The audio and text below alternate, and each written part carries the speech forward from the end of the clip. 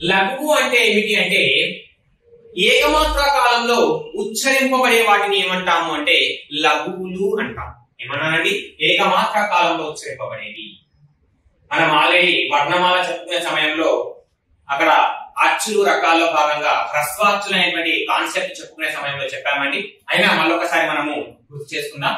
ఏకమాత్ర కాలంలో ఉచ్చరింపబడేవి, ఏకమాత్ర కాలంలో ఉచ్చరింపబడే వాటిని ఏమంటామంటే ఉచ్చరింపబడేవి లఘువులు. ఏకమాత్ర కాలంలో ఉచ్చరింపబడే అక్షరాలను దేంతో సూచించాలి?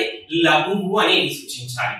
ఓకే, ఇక్కడ మనకు మాత్ర అంటే తెలియాలి కాబట్టి మాత్ర అంటే ఏమిటి అయ్యా అంటే క్షణంలో 4వ భాగము. క్షణంలో 4వ భాగం. క్షణంలో 4వ భాగాన్ని ఏమంటామంటే లఘువు అంటాం. దీన్ని 1/4 చేత సూచిస్తాం. ఓకే, నెక్స్ట్ అదే విధంగా ఇక్కడ మాత్ర అంటే క్షణంలో 4వ భాగము అన్నాం. అదే విధంగా మాత్ర అంటే ఇంకేమైనా చెప్పుకోవచ్చా అంటే మాత్ర అంటే ఒక చిటికి వేయునంత కాలం. ఒక చిటికే వేయునంత కాలం. ఒక చిటికే వేయునంత కాలము. ఒకసారి కనురెప్ప ఆర్పునంత కాలం. ఒకసారి కనురెప్ప ఆర్పునంత కాలం. ఒకసారి కనురెప్ప ఆర్పునంత కాలాన్ని ఏమంటామంటే మాత్ర. మాత్ర అంటే క్షణంలో 4వ భాగం. మాత్ర అంటే 1/4. మాత్ర అంటే చిటికి వేయునంత కాలము.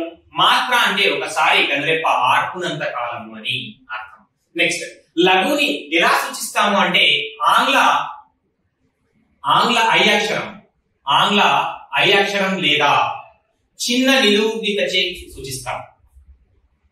చిన్న నిలువు గీతచే సూచిస్తాం.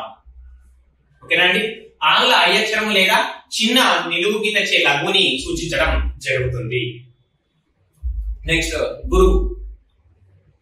గురువు అంటే ఏమిటయ్యా అంటే ద్విమాత్రా కాలంలో ఉచ్చరింపబడేది.